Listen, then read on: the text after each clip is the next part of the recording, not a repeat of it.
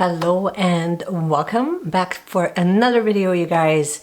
And as you can tell by the title, welcome back to another episode of Is It For You? So in this episode, we're going to be examining who is it really for? We're going to be looking at fountain pens, which is something that I haven't really delved into before.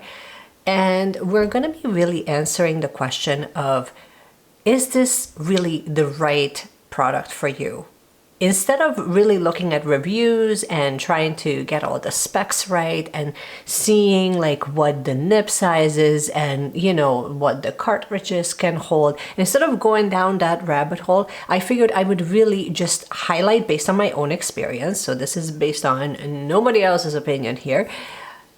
Who is it really for? And not only that, but we're also going to be looking at who is it not for. So in hopes that when you watch this video, and if you're brand new to using fountain pens, at the end, it will kind of answer that question, if this will be the right writing utensil for you or not. And that way, hopefully, it will save you a little bit of money. And of course, if you're brand new and we've never met, well, hello, how are you? My name is Meshi.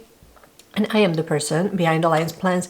And we chat a couple of times a week here on this channel and we talk about anything and everything. Minimalist planning, journaling, planning, stationery, fountain pens, fountain pennings, all the things. So if you love anything and everything stationery, then you would probably really love hanging out here. Let's get right into this. Timestamp is going to be in the description below and in the comments as well, so that you can kind of just skip to the parts that you really wanted to see. But let's just dive right in. So first and foremost, when we're talking about fountain pens, there's so many on the market, and a lot of it will kind of depend on your own personal preferences to kind of decide which one will be the right one for you. And I'm not really here to sway you one way or the other. I will just kind of show you the ones that I kind of got started with. But fountain pens are going to be for you in general. First of all, if you have this deep love for stationery, I mean, this is almost like that missing link that kind of completes the look, sort of say. So if you're kind of looking at like an outfit, this would be like the matching earrings or the purse that kind of pulls the whole look together. Because really, at the end of the day, you can have the most beautiful planner with the greatest accessories and really nice cover and with the best quality paper. But really, when it comes to the writing utensil, you might actually hate the overall experience simply because the utensil that you're using, like the pen that you're using, is not exactly the greatest quality, or it skips or runs or what have you. So I think that when it comes right down to it, people that invest in fountain pens actually do really enjoy the process of writing, and they do kind of care about the entire experience. And we will kind of come back to that a little bit later too. So if you are someone who really cares about not only the aesthetic, but the overall experience, then you would probably really enjoy having the matching writing utensils, because then it just changes your entire writing experience. Now, who else is it for? It's going to be for you if you love variety. So if you love variety without having to buy like full sets of 20 different colors of the same pen. Think Muji pens, think mild liners, highlighters, think Tombow pens. I mean, like, the collection just does not end. A really nice and beautiful alternative would be to invest in one fountain pen and then keep switching the inks out within the pen. So the pen does not change, but the colors most definitely do, which kind of makes it almost like a brand new experience altogether. Simply because this pen will perform so differently with a lighter ink versus a darker ink. And that's just if we're staying within the same brand. As soon as you start switching brands, so let's say you go with, Sailor versus going with Lennon Toolbar or Guitar Fountain Pen ink, the quality and the way it writes within each pen will change drastically. And if you don't believe me, I do have a video that I have made recently where I take one ink and I put it into 3 pens, and it shows you right there of how differently each of them perform. Even though the color looks really similar, but it's still not the same. And I mean, that's pretty much all it takes sometimes, is for you to just switch switch the ink or take the ink and put it into a different pen, and then all of a sudden the writing experience changes completely. This is also going to be for you if you are an art lover. People that love art, they do end up not only getting fountain pens, but they're also getting dip pens. So instead of getting something like what I have here, this is the Kaweco Sport. Instead of getting something like this, you can actually invest in a dip pen and you can create some amazing art with fountain pen ink, because it's water-based, so it kind of works like watercolor, but it doesn't work like watercolor. Like it's a very unique medium to kind of use. And yes, I am kind of clunking together fountain pen ink and fountain pens because one cannot kind of live without the other. It can, but it really can't. So if you are an art lover, if you have this artistic bone in you that really loves to express itself, and you do that on paper, and if you do that even just like little collaging within your planner, then you would probably really enjoy the experience within fountain pens and within fountain pen inks, because there are inks that you can get specifically for dip pens and for art instead of writing. So, and they look absolutely stunning, and I do have some of them, and they literally tell you like, don't load this into a fountain pen because it will likely clog it. But when it comes to just, you know, creating art, they're perfectly fine.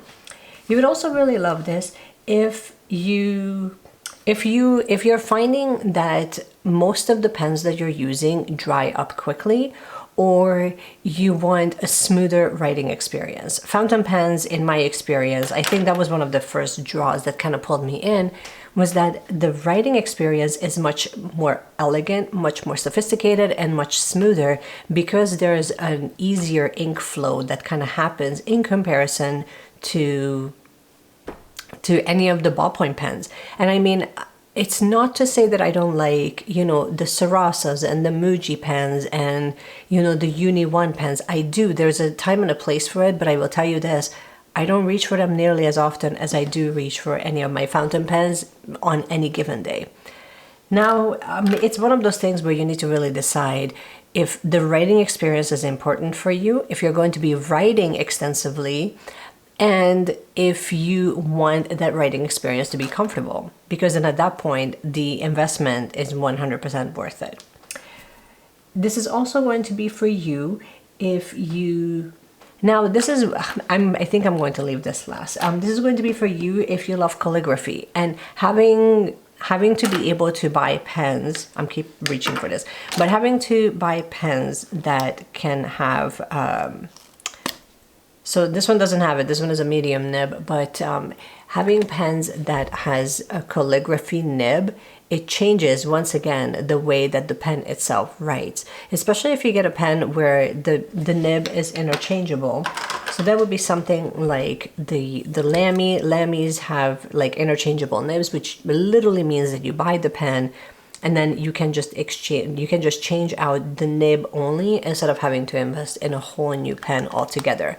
Again, over time, if you end up using this often enough, I think that this is something that ends up being a really great investment because you get so much more use out of this one single pen, and it changes the experience every single time that you use it, not only just by switching the ink, but also by switching the nib itself. So just kind of keep that in mind. Now that we've kind of beaten this to the ground, one last thing that I wanted to mention, besides obviously the writing experience will change drastically based on not only the brand of the pen, but then also the nib size. So this would be a medium fine nib. If you want like a really fine-tuned experience, I would go with something like a Sailor. If you want something that is really predictable, very cute, very easy and portable, then we have the Kawecos, and Kawecos are so small and so portable, which is one of the reasons why I have so many, because not only does it come in multiple colors and they're very reliable, but look how small it is. Like it literally fits in the palm of my hand. So if you love like that small little chubby look and you like the writing experience, then you would probably really enjoy this, simply because they are thicker in size than most of your just normal ballpoint pens. And that in and of itself relaxes the hand muscles anyway. But then also the simple fact that the ink flows easier, which we kind of touched on a little bit easier, we touched on a little bit earlier. And then just the simple fact that, that's all you really need, right?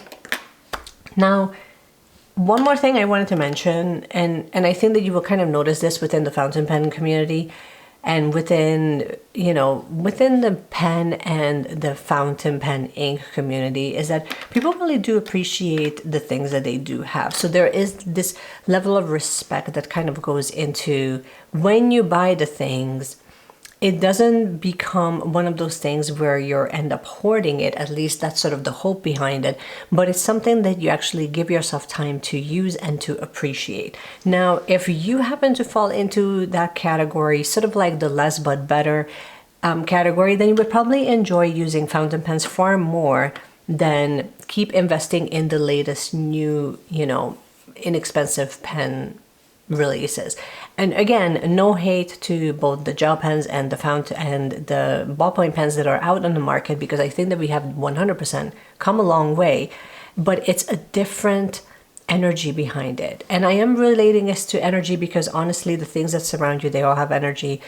And when you invest in something that costs you a little bit more, it does take a little bit more time to maintain and to appreciate.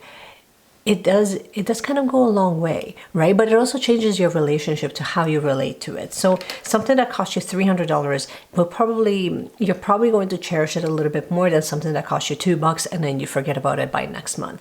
And it's not to say that you will not appreciate something that was $2, but inherently, that's usually how we are as people. The things that cost you a little bit more, that was a bigger investment, that probably took you a little bit longer to actually purchase, you will likely appreciate it more, right? Because it cost you more. So just kind of keep that in the back of your mind, that not only is it promising you a more luxurious writing experience, it's easier on your hands and it does kind of pay off more as an investment, but it does kind of change the entire experience, as to say, when it comes to writing. Now that we've covered that, let's talk just for a moment about who is it absolutely not for.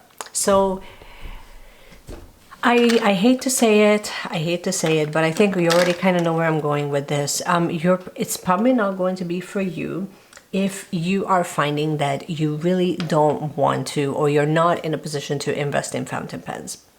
So it's to say that, you will buy a couple of pens. Like, do you need this in order for you to have a good writing experience? Absolutely not. Does it help? Yes. So you kind of have to use your own discernment when it comes to like where you are, not only financially, but also energetically. If you're constantly drawn to both highlighters and gel pens and brush pens and things like that, then you would probably have a level of comfort there far more than, than fountain pens. And let's be real, when it comes to fountain pens, there is a certain level of intimidation that kind of comes along. It sort of like comes with the territory, because there's a lot of assumptions that are being made about fountain pens. So you might have a fear that the ink will explode or it will leak, or you might find that you may, chip the nib and it will, it will get ruined. And so it will not be for you if not only do you not see the value in it, you don't write as much, but then also you're kind of there is a sense of fear. And then you're going to have to ask yourself, is this coming from a place of just not knowing and haven't experienced it yet? Or is this coming from a place of like how your actual habits are, which will kind of lead you down to not taking care of them. And then at that point, you're probably not going to have a good experience with it. It's also not going to be for you if you're in a constant time crunch. Let's face it, when it comes to maintaining and managing your fountain pens, you do need to clean them, you do need to change the ink, you do need to make sure that you flush it out once in a while. You do want to be careful with the nibs so that you don't damage them. So all of those things kind of go into play. And like a lot of us that absolutely love fountain pens, we're happy to do it. But if you're finding that you're in a constant time constraint and you're used to your favorite pen, then this might probably not be worth your time, because you're going to, as soon as it comes to maintaining things, you're going to get frustrated. and then at that point it's no longer going to be a positive experience. This is also not going to be for you if you have a preference for more drier inks. So if you don't want to wait for the ink to dry, or you or you just kind of want to just write and go, and you don't want to really think about it, you really don't care too much about the color because you generally use black anyway. If you want that predictability, you don't also change your writing style with each pen, you kind of write pretty consistently, then fountain pens might not actually change your life the way that it has changed a lot of others, right? So it's just one of those things where if you kind of look at fountain pens and there isn't a natural draw to them of like, hey, that would be so cool to try, or it would be so cool to see how my writing changes if it does, or what type of ink I can, load up in there. If there is none of that that's really happening on the surface level for you, then there's probably not really much of an interest anyway. Right? And especially if you want something that's highly predictable and you have a preference for drier inks, then fountain pen inks will likely really annoy you. That's just unfortunately reality of it. And last but not least, this is also not going to be for you if you're the type of person that really likes to buy the latest release of new gel pens and ballpoint pens, and you just kind of buy the kit and then you sort of forget about it. And sometimes you end up using it, sometimes you don't, but you use it when when the mood strikes, so to say. But it's not something that, it's not something that you kind of look forward to. It's not something that you kind of just buy the pen and then you forget about it. You don't really give it too much thought. You're not researching it. You definitely don't want to research it. So if you're within that category where you just really just want to buy the thing, use it when you feel like it and move on, then fountain pens might not be your jam. Not only because of the financial investment, but then you have to buy inks and you have to maintain them, and you know what I mean? Like you kind of have to like use them regularly so that things don't dry up. So if you're not within that category, you just kind of buy the kit and then move on, then fountain pens might not they might not be doing it for you, right? So just keep that in mind. My big recommendation, if that's the case for you, before you ever consider investing into any of the fountain pens, whether that's a higher end or an entry level, it doesn't really matter. My recommendation is to find the closest stationery store near you and try them out. Try it out alongside a ballpoint pen. Try it alongside a Sarasa and see how you interact with it, how you change, how your writing changes. Does it change? I know for myself, my writing absolutely does change. As soon as I start writing, even amongst all of these pens, my writing shifts slightly. And I can show you this within the Hobonichi weeks. I can show you this within, even as I just wrote in this little notebook when I was making notes. But if you're finding that, your writing, you're not really sure if your writing would change, I would recommend trying it out in a stationery store before you buy. And not only that, but like a lot of times when you go into a stationery store, you have the opportunity to kind of talk to the salespeople there and ask them for recommendation and ask them what would be an entry level for you, what inks they would recommend, and all of that. So like that can become something very helpful, because then it's like you're kind of avoiding making a mistake of getting something that might not actually work for you. So this is just something to keep in mind. And then of course, like one of the pros for me was not only do they look stunning, each of them have like a really unique look, but then they also have like this really positive writing experience. So that's just sort of my take on all of the fountain pens. I would actually, here's my thing, I'm going to tag a couple of creators here. If you have fountain pens, I would love to hear what your experience has been. So sort of like the ink, if you look at the inking tag, I will add the tag to this video so you can take a look. But when you're looking at the ink tag that was created not too long ago, you can see all of the questions that each creator has gone through to see why did we buy the fountain pens, why did we buy the inks that we did, why did that make sense for us. I would recommend watching some of those videos from each creator, because for each question, you're going to get such a different answer from every single person. So just kind of keep that in mind. Definitely doing your research, I think, is like one step 100% in the right direction. But I mean, my hope for you is that you do try it out and then kind of see how it goes from there, because it might be a beginning of such a beautiful hobby, really, when it comes to, you know, writing and really interacting with analog tools. I think that it's such a wonderful, and it's becoming one of the lost arts. So if you can get yourself involved in that, that's always going to be such a positive and really restorative practice for you to not only take up, but then to maintain for a long time.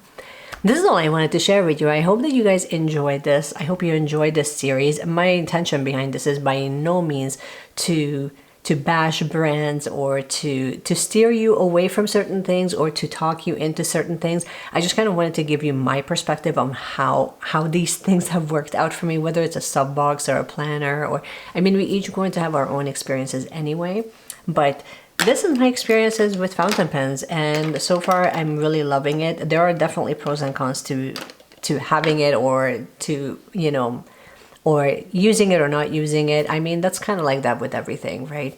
But hope you guys have enjoyed this video. If you did, you can support the channel by giving it a thumbs up. You can also subscribe if you have not yet already. But just keep planning, keep journaling, keep writing all the things, and I cannot wait to see you guys in my next video. Bye.